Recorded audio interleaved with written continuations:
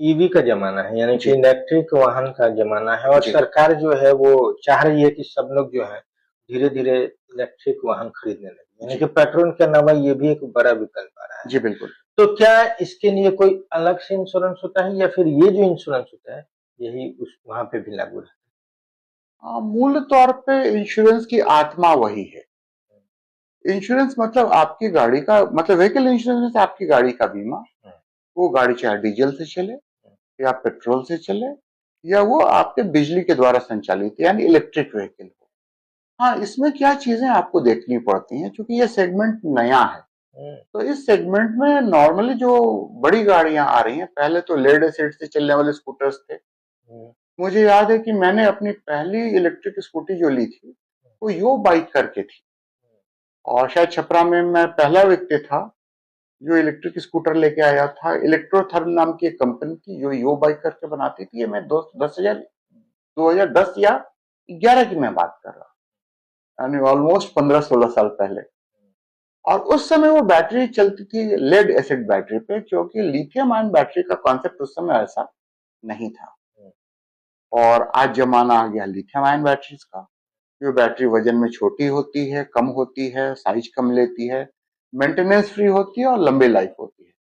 हम्म, यानी छोटा पैकेट बड़ा धमाल है। हम्म, लेकिन इसमें कुछ अभी तक टेक्निकल एरर्स भी हैं, क्योंकि वो इलेक्ट्रिक से चार्ज हो रही है और डिस्चार्ज हो रही है।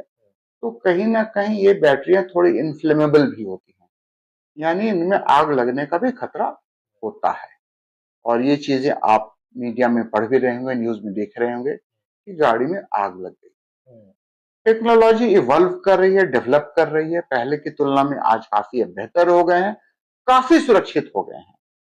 दुर्घटना अगर होती है तो पेट्रोल और डीजल वाले वाहनों में भी हो सकती है, आग किसी भी वाहन में लग सकती है। लेकिन क्योंकि ये नया सेगमेंट है, तो अगर आप कोई ईवी ले रहे हैं या कोई हाइब्रिड वाहन ले रहे हैं, नॉर्मली जब आप ईवी लेते हैं तो आपकी पॉलिसी में जो सिर्फ इलेक्ट्रिक व्हीकल होती है उसमें लिखा होता है कि इलेक्ट्रिक व्हीकल है।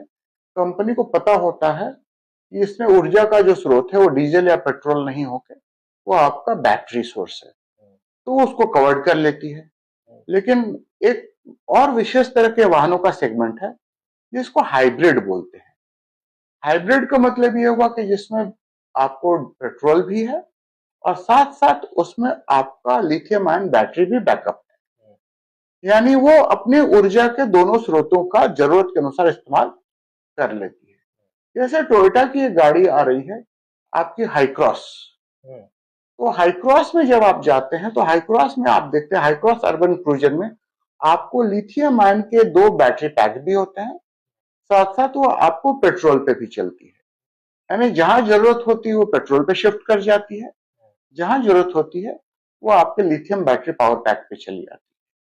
तो हाईक्रॉस जैसे आपकी जो हाइब्रिड गाड़ियां हैं उनको लेते समय आप अपने इंश्योरेंस कंपनी या इंश्योरेंस एडवाइजर को जरूर बताएं कि वो अपनी पॉलिसी में इसको जरूर मेंशन करे कि ये हाइब्रिड गाड़ी है और इसमें पेट्रोल या डीजल जैसे पारंपरिक ईंधन के अलावा भी इसमें आपको बैटरी सोर्स भी है, ताकि बाद में कंपनी ये ना कह सके कि आपने ये डिक्लेरेशन नहीं दिया है। तो ये मेंशन करना ज्यादा जरूरी है। नई जो ईवीज आ रहे हैं वो तो अंडरस्टूड है कि वो इलेक्ट्रिकल व्हीकल के तौर पे उनका बीमा भी हो रहा है और उनका रजिस्ट्रेशन भी हो रहा है।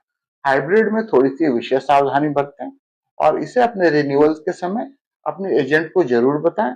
नई चीजें हैं, कंफ्यूजन्स होते हैं, तो वही है सवाल का जवाब, जागो ग्राहक जागो। अपनी गाड़ी के बारे में आप बेहतर जानते हैं कि एजेंट से, तो एजेंट को चीजें बताएंगे तो जरूरी है आपकी गाड़ी के बीमा को कवरेज को प्रॉपर वे में करके देगा।